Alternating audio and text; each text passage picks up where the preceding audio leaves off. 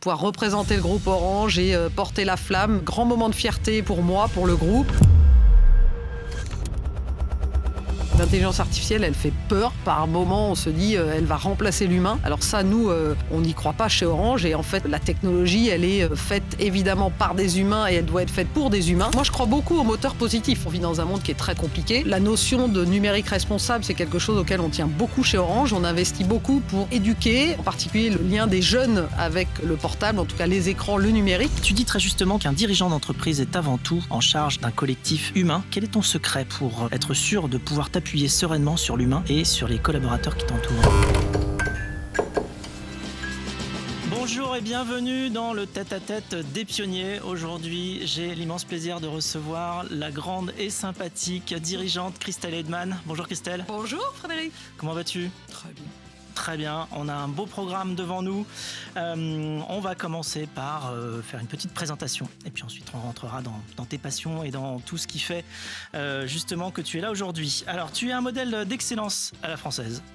Après tes études et ton service militaire à l'école polytechnique, tu commences ta carrière au BCG avant de partir pour une quinzaine d'années vers les télécoms chez Alcatel, qui deviendra Alcatel-Lucent et pour qui tu deviendras DRH Monde. Tu fais ensuite un détour dans le secteur de l'énergie chez Schneider Electric, puis tu reviens à ton secteur d'origine en devenant CEO d'Orange en 2022. Tu deviens alors la première femme à diriger ce groupe et l'une des trop rares femmes à diriger une société du CAC 40. Orange est une société française mondiale et iconique. On aura le temps d'explorer vos actions et votre stratégie, mais aussi, et c'est la particularité de l'émission Les Pionniers, durant cet entretien, Christelle, nous allons principalement vouloir explorer tes pensées et ton mode de fonctionnement pour comprendre ce qui te fait agir. Et pour vous, chers auditeurs et téléspectateurs, vous savez que vous pouvez retrouver cette émission et toutes les précédentes et toutes les suivantes sur lespionniers.tv et vous abonner à nos chaînes et nos réseaux sociaux Les Pionniers TV. Christelle, c'est parti, on commence par ton parcours. Christelle, tu es née en octobre 74 à Clamart, dans les Hauts-de-Seine. Voilà, tu m'arrêtes quand je me trompe pas. Non, tout ça, c'est vrai. Je me suis renseigné. Ton père est ingénieur centralien et ta mère normalienne et professeur de maths à l'université. Est-ce que le parcours de tes parents t'a influencé? Ah, forcément un peu, parce que d'abord j'avais des facilités en maths et pour moi, être une femme et faire des maths, déjà, c'était la normalité. Et puis mon papa était ingénieur et ça me plaisait parce qu'il voyageait beaucoup plus que ma maman qui était prof à l'université. Et donc mon rêve, c'était d'être ingénieur comme papa. Et puis c'est vrai que à la maison, voilà, je travaillais, mais voilà, donc ça m'a influencé. Mais finalement, mon grand-père qui était entrepreneur, ça me plaisait aussi. Et tes parents t'aidaient en maths? Enfin, je sais, quand tu étais petite ou pas? Parce que tu dis c'est normal, je suis tombée dans les maths. Non, j'avais plutôt des facilités. Alors c'est vrai que je pense que si on demande à mes copains et copines, il y avait toujours un tableau blanc à la maison où il y avait parfois des exercices de maths qu'on faisait avec maman. Quand même sur le frigo. Voilà, ouais, dans la cuisine, derrière le frigo. Mais après, j'ai eu l'âge où, comme tout le monde, je voulais surtout pas que ce soit maman. Je comprenais rien quand c'était maman qui m'expliquait, donc je préférais demander à d'autres. Mais voilà, donc non, c'est plutôt qu'ils avaient fait des classes prépa et que pour moi, ça me paraissait normal de faire une classe prépa. Jusque-là. Voilà. Et est-ce que tu avais un métier en tête ou c'était juste, tu disais, les sciences et puis voyager Oui, non, école, je voulais faire l'école centrale, ingénieur comme papa, et j'avais aucune idée, mais alors aucune idée, de ce que faisait finalement mon père en tant qu'ingénieur informatique, même s'il travaillait dans la Silicon Valley, dans l'informatique, je trouvais ça, ça me faisait rêver. Il nous ramenait des cadeaux des États-Unis. Et non, honnêtement, quand on est jeune, on n'a aucune idée du monde de l'entreprise et des métiers qui existent après l'école. Tu étudies au lycée Blaise Pascal à Orsay. Tu entres ensuite à l'école polytechnique, on en parlait, l'X pour les intimes. Et naturellement, ta première année, tu réalises ton service militaire. Pour toi, c'est dans le 526e régiment du train, après ton école d'officier à Tours. Alors, premièrement, le régiment du train, tu nous rappelles ce que c'est, et puis après, tu pourras nous dire si alors déjà, c'est l'armée de terre. C'est l'armée de plu. terre, donc c'est la logistique de l'armée de terre, les transports, voilà. Et c'est vrai que le service militaire, alors honnêtement, quand on a 20 ans, à l'époque, le service militaire était encore obligatoire. Quand on a 20 ans, qu'on a eu plutôt un parcours protégé, j'avais aucune exposition au monde militaire, de la défense, se retrouver à 20 ans officier. Donc à Oui, là, on te encadrer. voit en Donc tenue, ouais, alors là je souris. Ça c'était, je crois, pendant mon école d'officier. On partait pour, en fait, là on sourit parce qu'on partait pour une semaine de camp dans la forêt. de camp dans la forêt. C'est Et sympa, ça. on dormait quand même avec le FAMAS dans les trous de combat. Donc, non, ça permet de prendre conscience de ce qu'est l'engagement des militaires pour défendre. On parle beaucoup de sécurité, de défense. Et puis surtout, c'est une expérience extraordinaire d'être exposé à 20 ans dans finalement un premier échelon de management, mais et ça rend très humble, parce que finalement, il faut quand même apprendre à travailler avec les sous-officiers qui savent vraiment ce que c'est que, voilà, et puis les officiers, voilà. Donc c'était expérience très très riche, et puis très sportif, parce que finalement, il y a quand même un côté où on lutte contre soi-même. Durant Polytechnique, tu as déjà l'âme d'une dirigeante puisque tu organises le gala de la promotion, le Point Gamma.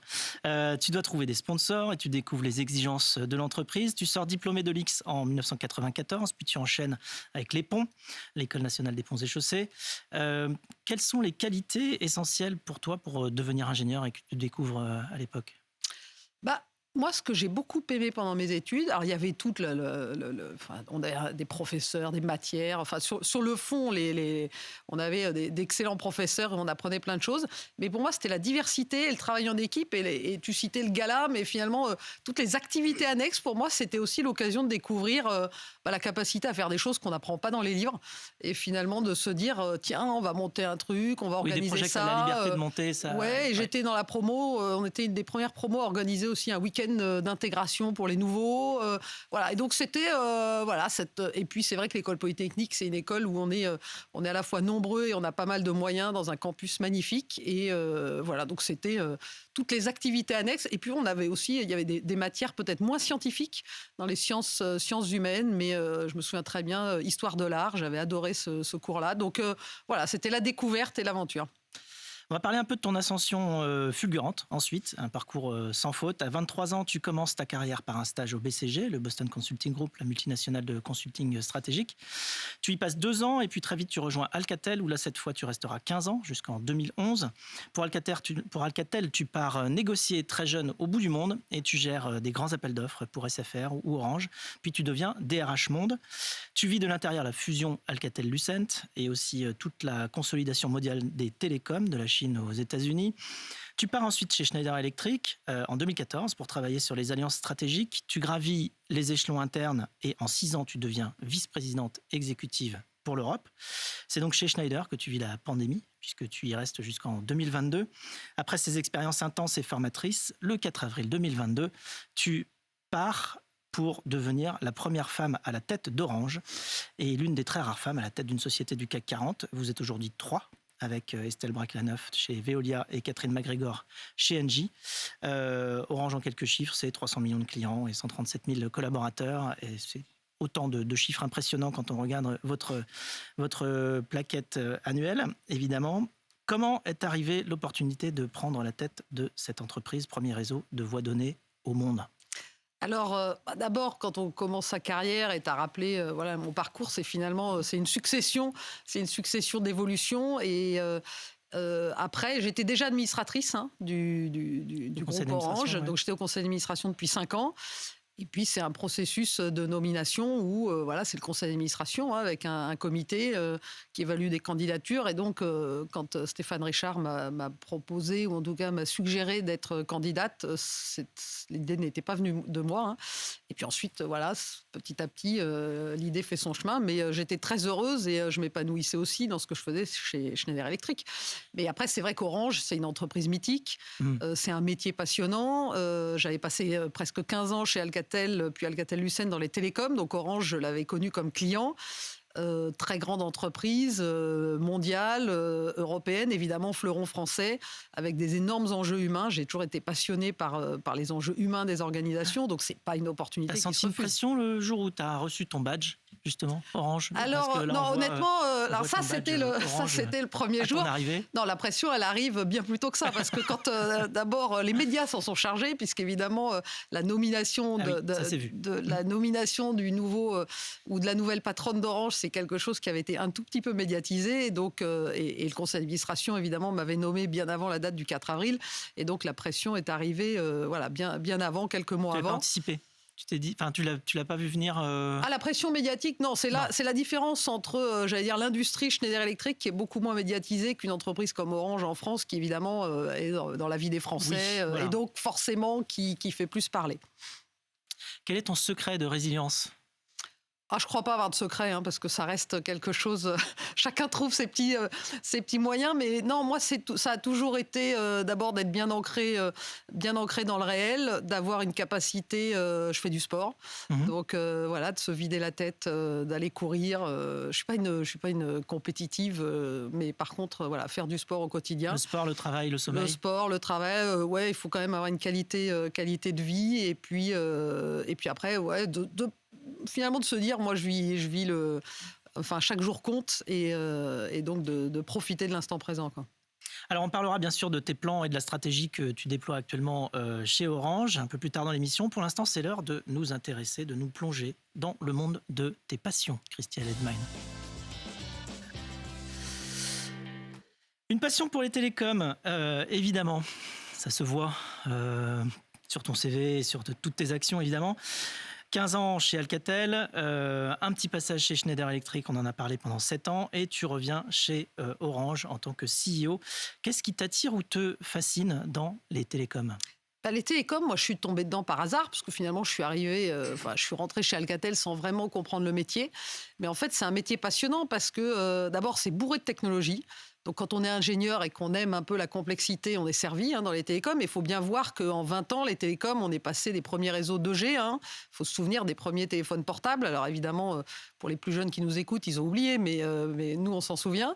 Et donc c'est beaucoup de technologie, et on est dans la vie des gens. Et donc, c'est masquer cette technologie avec des révolutions qui sont passionnantes, parce qu'aujourd'hui, on parle d'intelligence artificielle, mais l'intelligence artificielle, elle est partout dans nos réseaux, elle est partout pour améliorer nos services clients, et demain, se poser la question de comment avoir les meilleurs réseaux pour apporter l'intelligence artificielle à tous, partout, c'est des questions qui sont passionnantes. Donc, c'est combiner ce que j'aime bien de mon côté ingénieur avec aussi servir le plus grand nombre, parce que les télécoms, on est dans la vie de tout le monde, et on sait à quel point aujourd'hui, on peut plus se passer de connectivité. On le sait, nos clients sont très impatients, et quelque part, le Covid a été la démonstration de l'importance de la connectivité quand on est chez soi et qu'on doit parler au monde entier, parler à sa famille, et puis continuer à apprendre. Voilà, donc c'est un métier où on est à la fois très utile, et en même temps, c'est très technologique. Il y a le côté derrière la scène où c'est extrêmement technologique, et le côté très simple en interface utilisateur. Ouais, c'est très technologique, et c'est aussi très humain, parce que les techniciens qui gèrent nos réseaux, qui en ce moment même les réparent à Mayotte, ou réparent après des tempêtes ou des inondations, voilà, on est au service des gens, au service des entreprises, donc c'est passionnant. Une autre de tes passions professionnelles, c'est celle de la transformation des entreprises. Alors, certaines transformations sont choisies, d'autres parfois plutôt subies. On va commencer par la transformation chez Alcatel. Tu as vécu la fusion avec Lucent de l'intérieur en 2006, et puis l'évolution interne et les changements de direction qui sont suivis, et la suppression de nombreux postes et des pertes financières. En 2011, tu étais la plus jeune DRH d'un groupe du CAC 40. Dans un contexte très difficile, où tu as même dû gérer le recrutement d'un nouveau CEO avec le board en place. Tu as vu aussi couler lentement mais sûrement Alcatel, qui a fini par se faire racheter par Nokia en 2015. Comment tu expliques cette chute ? Penses-tu que le groupe a manqué quelque chose, et qu'est-ce que tu as appris ? Alors, ce qui est passionnant, c'est pas tant la partie transformation, que c'est de voir l'impact de l'humain, des humains, des petites décisions, que ce soit les décisions des patrons ou les décisions des collaborateurs, ou des managers, dans la capacité des entreprises à exécuter. Alors évidemment, il y a des sujets de stratégie, et si on revient sur Alcatel, ou plutôt les équipementiers télécoms, c'était une industrie très très dure, parce que les réseaux télécoms, c'est une innovation à marche forcée, 2G, 3G, 4G, 5G, et chaque génération apporte son lot de ruptures, et cette capacité à finalement sortir des acteurs. dans un environnement où on parle beaucoup aujourd'hui de compétitivité européenne, de capacité à innover en Europe, mais dans les télécoms, en tout cas la Chine, notamment, il y a des équipementiers chinois qui ont conquis le monde, là où finalement Nokia a racheté effectivement Alcatel, mais continue à se battre pour innover, parce qu'il faut avoir de la taille critique. Mais c'est vrai que dans toutes ces transformations, ce qui est compliqué, c'est qu'on voit bien que des petites décisions ou des décisions stratégiques non prises ou difficiles, parce que Alcatel avait reporté, mais c'est plutôt qu'Alcatel avait du mal dans certaines technologies et que dans la durée, on a beau essayer de lutter, d'investir en R&D, structurellement, on ne peut pas rattraper et on finit par se faire... donc, il y a des enjeux de consolidation à terme. Après, une consolidation, en tout cas, le rachat par Nokia d'Alcatel, c'était aussi une issue positive, parce que pour créer un fleuron, enfin, en tout cas, garder un leader européen dans ces technologies-là. Mais c'est vrai que humainement, alors moi, j'ai gravi les échelons chez Alcatel, le mot transformation, il est beaucoup galvaudé, on l'utilise tous les jours, je l'utilise toujours, tous les jours en tant que dirigeante, et je me disais toujours, mais quand on parle de transformation, de quoi on parle en fait? Et on veut parfois dire beaucoup de choses très différentes, mais à la fin, voilà, l'humain, la capacité à faire adhérer les collaborateurs à un projet, expliquer, et puis prendre des exemples de ce que les clients attendent. Au fond, les clients, ça doit être notre boussole, évidemment, quand on dirige une entreprise. Oui. C'était Sam Altman qui disait, tu sais, le fondateur de Walmart, qui disait « There is only one boss ». De customer. Mais oui. Donc il n'y a qu'un seul patron, c'est le client. Pourquoi ? Parce qu'il peut décider du jour au lendemain d'acheter ailleurs. Après, exactement. Alors c'est évidemment, il y a des équipes dans le marketing dont le job, c'est d'analyser en permanence, bien sûr, les besoins des clients, parce que la difficulté, c'est pas, il faut les servir au quotidien, puis il faut aussi anticiper, voire créer leurs attentes pour demain et les servir. Mais tout ça, c'est passionnant. Et c'est vrai que à la fin, c'est l'alchimie, c'est le choix des personnes qui nous entourent, des équipes, des designs d'organisation qui font qu'on réussit ou pas dans une entreprise. Donc, pour l'ingénieur que je suis, en tout cas, la matière humaine, c'est ce qu'il y a de plus passionnant.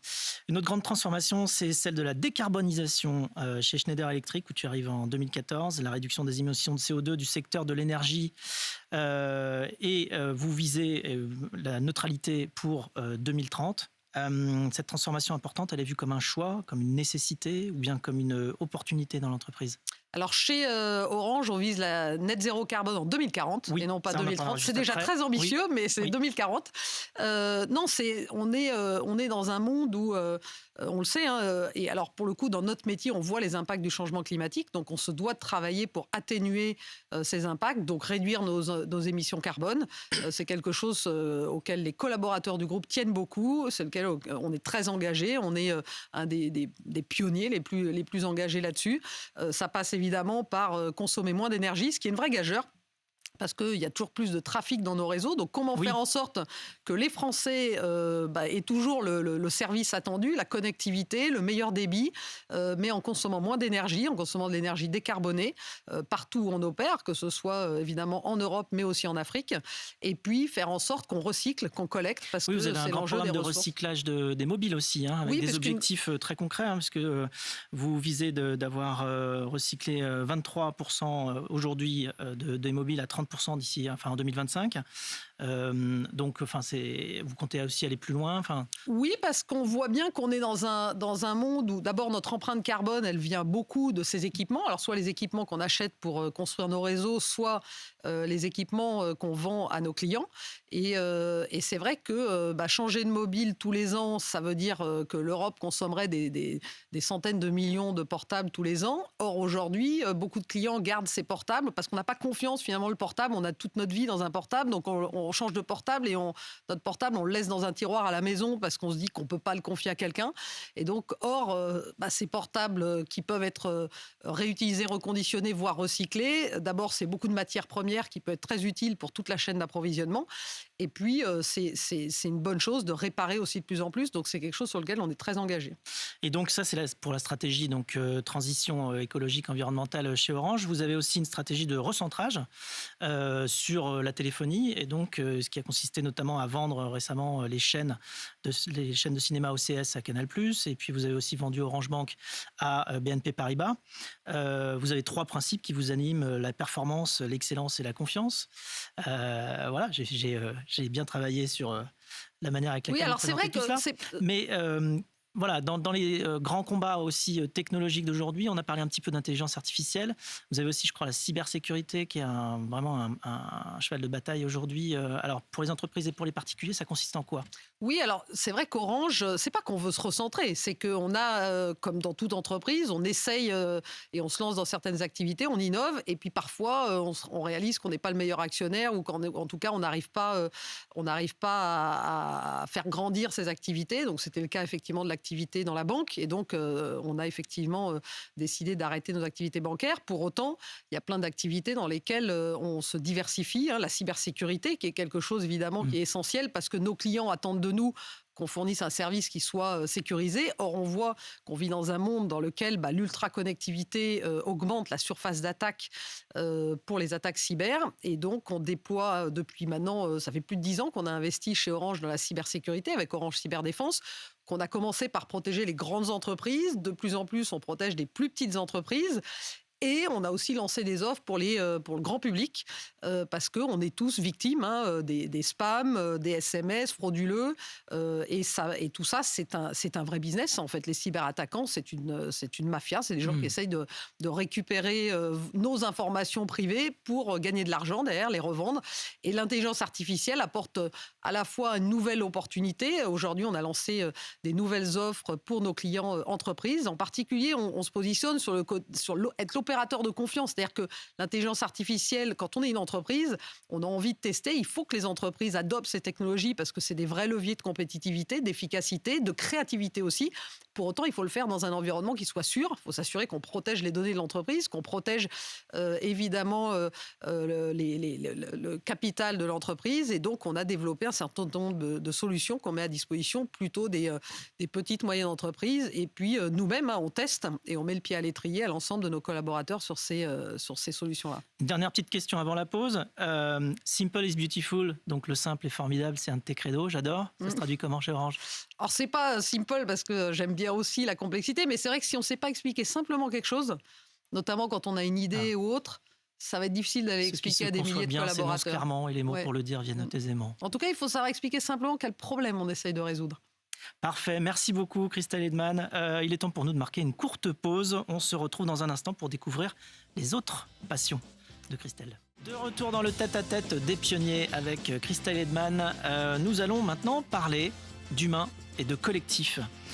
Tu dis très justement qu'un dirigeant d'entreprise est avant tout en charge d'un collectif humain. Quel est ton secret pour être sûr de pouvoir t'appuyer sereinement sur l'humain et sur les collaborateurs qui t'entourent? Il n'y a pas de secret, c'est aller à la rencontre. Moi, j'aime bien aller sur le terrain pour écouter et comprendre la vie des collaborateurs et le ressenti des collaborateurs. Après, on a toute une batterie. J'ai des équipes en charge des ressources humaines qui passent évidemment, dont le métier, c'est évidemment de s'occuper du capital humain de l'entreprise. Et puis, c'est beaucoup aussi passer du temps pour rencontrer les dirigeants, écouter, nommer toutes les nominations, évidemment, s'entourer dans son équipe directe, mais aussi dans les postes importants en dessous. Donc, je passe beaucoup de temps, effectivement, à connaître les dirigeants de l'entreprise, aller à la rencontre, les voir en situation. Et puis, tu as une capacité à emmener aussi les gens. Il faut donner envie. Oui. C'est-à-dire que moi, je crois beaucoup au moteur positif. Les gens, franchement, on vit dans un monde qui est très, très compliqué. Si on ne donne pas envie aux gens de se dépasser, si on ne donne pas des projets positifs, et en même temps, je ne crois pas aux grands rêves et aux grands bouleversements. Je crois beaucoup aux petites victoires du quotidien, et donc savoir célébrer, savoir dire merci, et puis montrer qu'on progresse finalement. Et puis être une force d'entraînement. Ton ancien patron chez Alcatel-Lucent disait de toi, elle embarque tout le monde et a la capacité d'imaginer l'impossible. Donc c'est une bonne définition. Défendre l'humain, c'est aussi pour toi défendre évidemment l'égalité homme-femme. Tu as copiloté en 2021 une mission gouvernementale pour le ministère du Travail sur le développement du congé parental et la conciliation des temps professionnels et familial, avec le sociologue Julien Damon qui a donné naissance au rapport justement Damon-Edman pour, je cite, renforcer le modèle français de conciliation entre vie des enfants, vie des parents et vie des entreprises. Qu'est-ce que vous y avez préconisé et quelles mesures en ont été tirées? Alors c'est vrai que c'est pas un sujet qui est simple, mais on a une chance, c'est qu'en France, on a quand même un système d'aide à la garde des enfants, notamment des enfants en bas âge. Et pendant tout ce rapport, moi, il y a quelque chose qui me frappait et que je voulais absolument mettre en avant, c'est que les femmes en France ne sont pas jugées quand elles retournent travailler après leur congé maternité, ce qui n'est pas le cas de toutes les sociétés. Or, si on veut pouvoir attirer les talents féminins dans les entreprises, il faut bien que le sujet de la charge, les femmes, les parents veulent avoir des enfants, c'est une très bonne chose, mais il faut que derrière on puisse assurer des carrières. Et donc dans ce rapport-là, on a passé beaucoup de temps à comprendre finalement dans le système d'aide, notamment le congé parental, qui est finalement un congé qui en France est à la fois très long et pas très bien rémunéré, trop long peut-être, et qui peut écarter certaines femmes du monde du travail. Certaines femmes, parce qu'en fait, il y a beaucoup plus de femmes que d'hommes.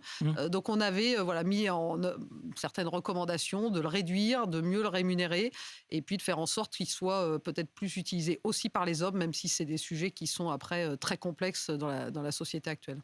On sait aussi qu'Orange est arrivé numéro 1 des entreprises du CAC 40 dans un baromètre sur l'égalité professionnelle publié récemment par les Échos. Cela nous amène donc à l'inévitable question, qu'est-ce qu'Orange fait mieux que les autres ? Je ne sais pas si on fait mieux que les autres, mais ça fait longtemps que c'est un sujet qui est porté et qu'il était avant mon arrivée à la tête de l'entreprise. Stéphane Richard lui-même était très engagé pour promouvoir la diversité.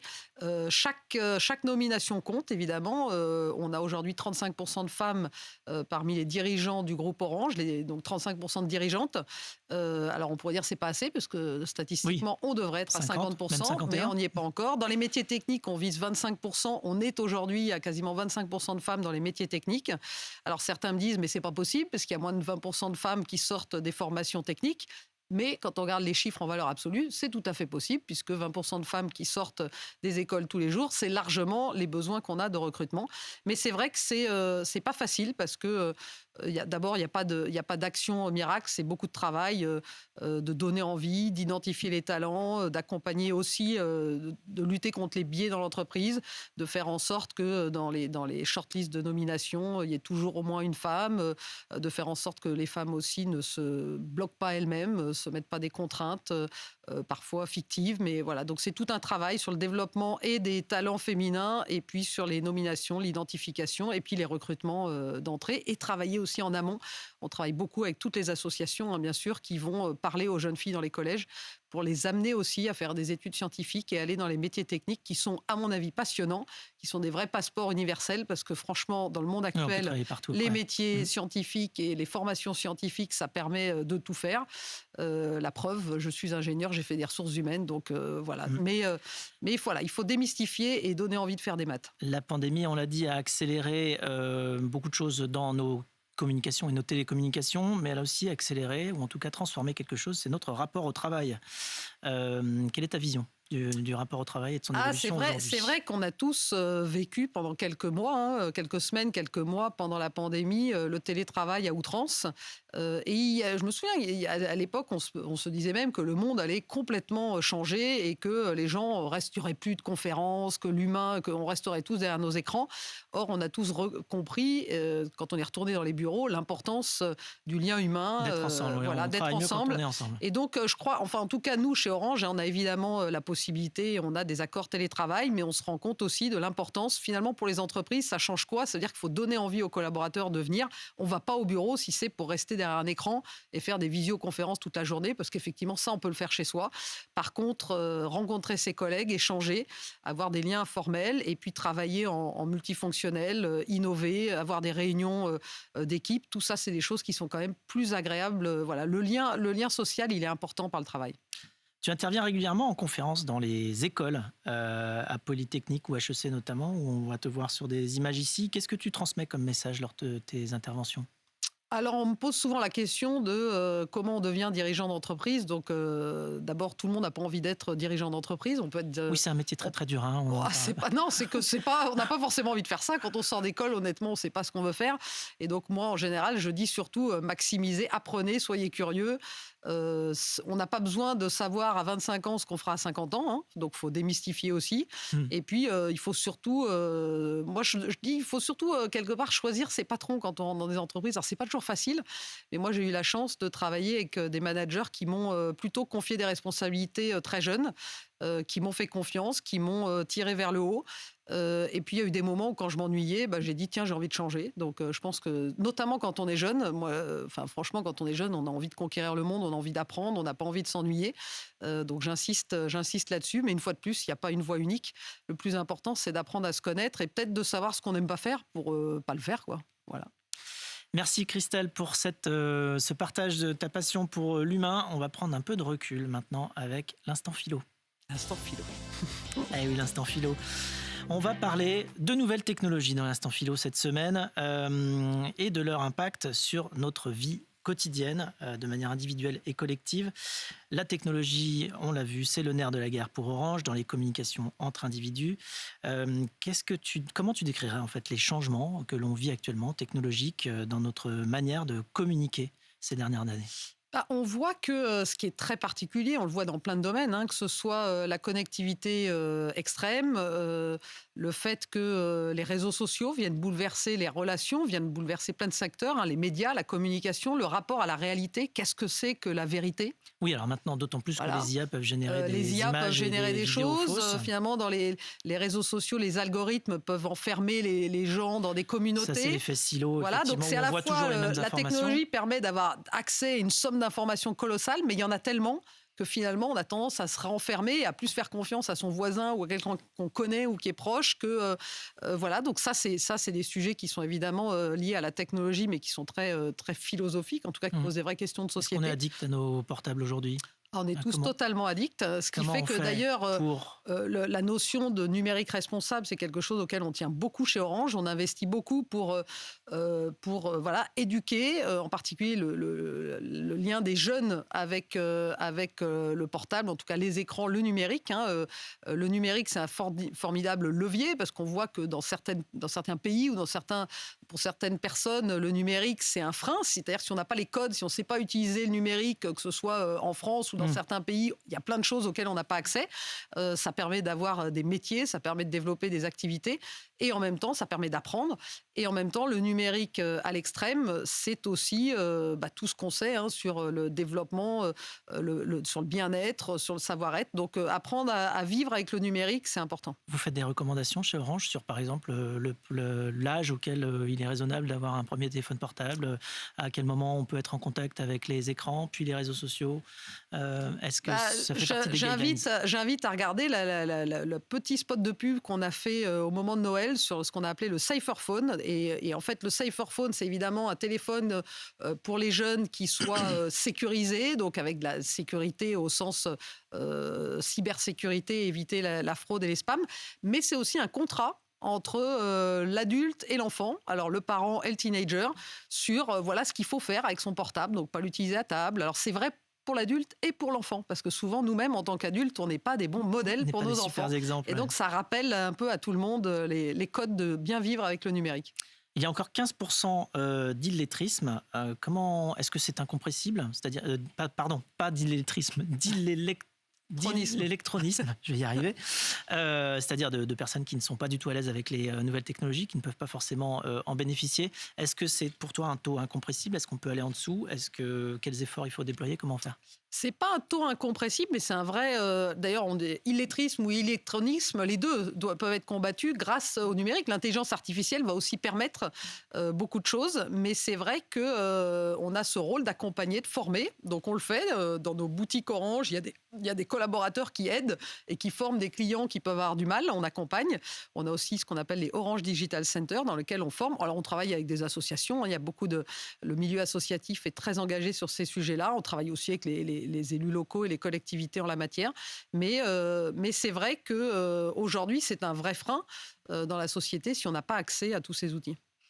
Comment est-ce qu'on peut s'assurer d'une croissance raisonnée des nouvelles technologies et respecter une certaine éthique sans pour autant justement freiner l'innovation ? Ça, c'est un sujet qui est au cœur des réflexions actuelles sur l'intelligence artificielle, parce que l'intelligence artificielle, elle fait peur. Par moment, on se dit elle va remplacer l'humain. Alors ça, nous, on n'y croit pas chez Orange. Et en fait, la façon dont on démystifie, c'est qu'il faut utiliser les technologies pour comprendre que la technologie, elle est faite évidemment par des humains et elle doit être faite pour des humains. La difficulté qu'on a, et d'ailleurs c'est quelque chose qui ressort de toutes les études qu'on fait, c'est que quand on ne comprend plus qui a fait la technologie, où sont les algorithmes, qui les a conçus et quels sont les biais qu'il peut y avoir dedans, c'est là où on commence à avoir peur parce qu'on se dit on perd le contrôle. Donc c'est des sujets qui sont philosophiques aussi parce que c'est le rapport de l'humain avec la technologie et le rapport d'humain avec le pouvoir sur l'avenir du monde. C'est pour ça qu'on en parle dans l'instant philo. Oui, mais c'est vrai aussi que si on réalise qu'on utilise déjà tous les jours dans les applications qu'on utilise sur nos portables ou sur nos PC de l'intelligence artificielle, je crois beaucoup au fait qu'il faut se former parce que c'est aussi des outils qui font que on peut trouver un job demain, on peut créer une entreprise demain et on peut innover. Voilà, donc il faut embarquer tout le monde. On a ce rôle évidemment, nous, de démocratiser les technologies pour nos clients. On regarde vers le futur avec confiance dans les pionniers. Justement, on a une question pour toi de la part de Laura Chaubard, la directrice générale de l'École Polytechnique. On écoute sa question. Bonjour chère Christelle, tu incarnes aujourd'hui le talent des femmes ingénieures. Alors je voudrais te demander, pour toi, à quoi ressemblera l'ingénieur du futur et l'ingénieureux du futur ? L'ingénieur du futur, alors il sera bien homme ou femme, les deux à égalité. On en est loin dans les statistiques des sorties d'école d'ingénieurs. On voit qu'on est dans un monde où les barrières scientifiques, en tout cas historiquement, on a beaucoup cantonné les sciences. Alors la chimie d'un côté, l'informatique de l'autre, les biotechnologies de l'autre. Et on voit qu'aujourd'hui, l'innovation, elle vient de connecter ces technologies entre elles. Les batteries, c'est de la chimie. L'énergie, historiquement, l'électromécanique vient parler. L'IT, l'informatique et l'intelligence artificielle va booster tous les leviers d'innovation. Et donc, l'ingénieur du futur, il doit vraiment apprendre à travailler dans son domaine d'origine, mais ouvrir les chakras et travailler en transverse sur tous les domaines scientifiques. L'ingénieur qui ouvre ses chakras. Merci Christelle pour ces réflexions modernes. On passe maintenant à la séquence actu. La grande actualité sur laquelle je voulais qu'on échange, Christelle Edman, c'est cet événement qui nous a tous marqués en 2024, les Jeux Olympiques et Paralympiques de Paris, dans lesquels Orange tenait un rôle de taille en tant que fournisseur et partenaire premium.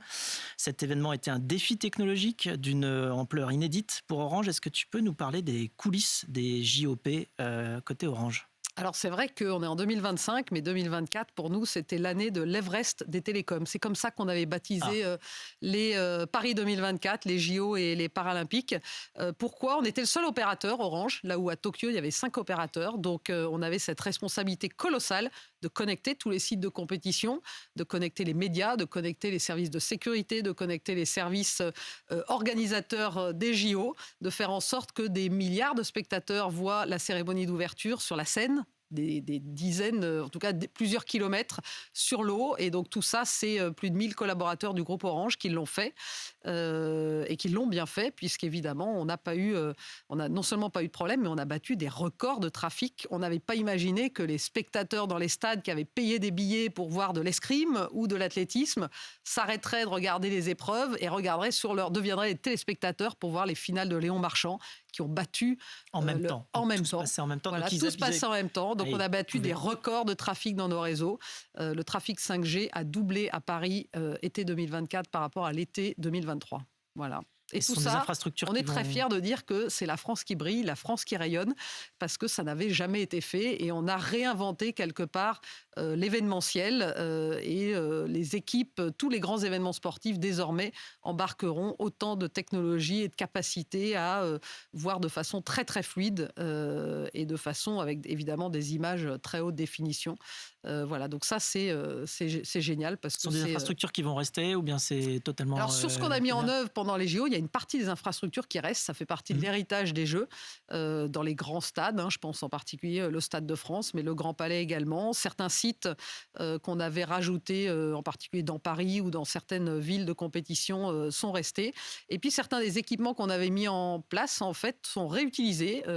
J'ai en tête l'accord qu'on a annoncé récemment où on réutilise certaines des bornes Wi-Fi qui avaient été mises en œuvre, c'est La Poste qui les réutilise aujourd'hui dans le contrat qu'on a avec eux.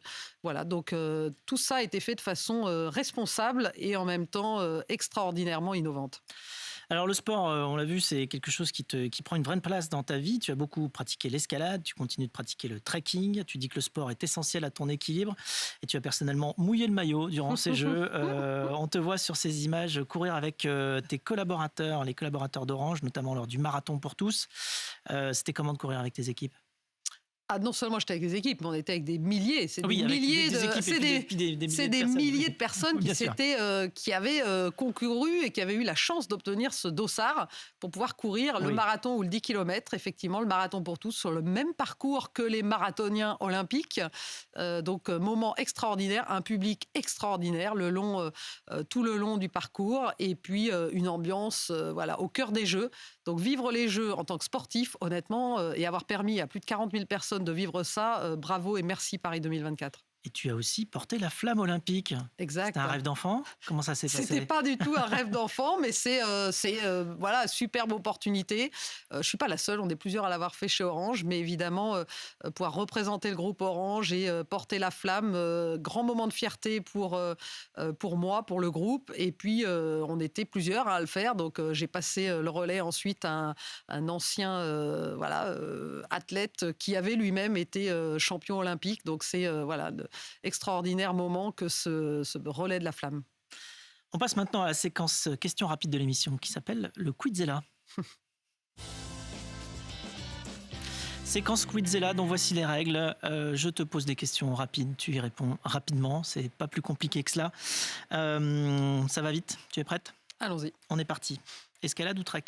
Oh, trek. L'innovation technologique des dernières années qui t'a le plus bluffé ? Ouf. Il y en a beaucoup. Oui, non, il y en a beaucoup. Ouais. On va dire que l'IA, c'est quand même quelque chose. Oui, ça reste à venir. En fait, ça reste à venir, Oui. mais je crois que c'est Ça a l'air d'être là pour durer. L'image des JO 2024 que tu retiens ? Léon Marchand et toutes ses médailles. Est-ce qu'on a plusieurs téléphones quand on est CEO d'Orange ? Ah oui. Oui. Voire même, on a plusieurs numéros sur un même téléphone. Alors, Apple ou Samsung ? Moi, je suis Apple, mais bon, j'aime bien Samsung aussi, parce que tous les deux sont des fournisseurs importants. Ta potion magique à toi, qui te donne la pêche ? Moi, c'est mes enfants. Ils me ramènent dans le réel. Ta kryptonite à toi, ce qui t'affaiblit ? J'aime pas les gens qui sont négatifs. Est-ce que tu as une habitude que tout le monde devrait avoir, selon toi ?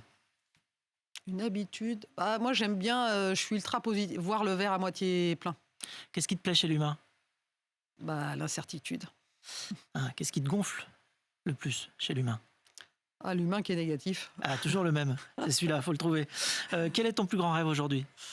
Mon plus grand rêve, j'en ai plein. J'ai pas des grands rêves, moi j'ai des sommes de petits rêves, mais garder l'esprit olympique chez Orange, Paris 2024, grand moment. Pour toujours. Pour toujours. Qu'est-ce que l'esprit pionnier pour toi ? Au quotidien, j'essaie de bouger les lignes, sans que ça se voit forcément, mais ne rien rater. Tu bouges des petits pions, un par un, avec quand même une vision. Oui, bien sûr. Parce que sinon, tu ne sais pas dans quelle direction bouger tes pions. Qu'est-ce que tu as envie de dire à la prochaine personne qui sera l'invitée dans Les Pionniers ? Passer un bon moment, ça va être sympathique. Voilà. Et pour finir, si les 8 milliards d'êtres humains écoutent Les Pionniers aujourd'hui, que souhaiterais-tu leur dire ? On vit dans un monde qui est compliqué, mais essayons de penser à nos enfants. Merci beaucoup, Christelle. On se quitte sur cette chanson que tu as sélectionnée. Victor Lehmann, Parade, musique des JO 2024. C'est quoi l'histoire de cette chanson pour toi ? On l'a découverte à la cérémonie d'ouverture et puis elle nous a amenés. On a tous essayé de la télécharger en streaming. Elle n'était pas disponible sur les plateformes de streaming. Et on l'a vue. Et moi, je l'ai réentendue ensuite sur la ligne de départ du Marathon pour tous parce qu'elle était là dans toutes les épreuves pendant toute cette période magique des Jeux Olympiques et des Paralympiques. La magie et les frissons, les JO, en effet, c'est la fin de cette émission. Merci Christelle Edman de nous avoir fait partager ton monde inspirant, moderne, philosophique et efficace. Merci beaucoup. Merci Frédéric. Quant à vous, chers téléspectateurs et auditeurs, vous savez que vous pouvez retrouver cette émission et toutes les précédentes sur lespionniers.tv et n'oubliez pas de vous abonner tout de suite, comme ça ce sera fait, à nos chaînes et à nos réseaux sociaux. Merci beaucoup, à bientôt, à la semaine prochaine. Merci encore Christelle. Merci. Les Pionniers chez Fred Mazzella sur BFM Business.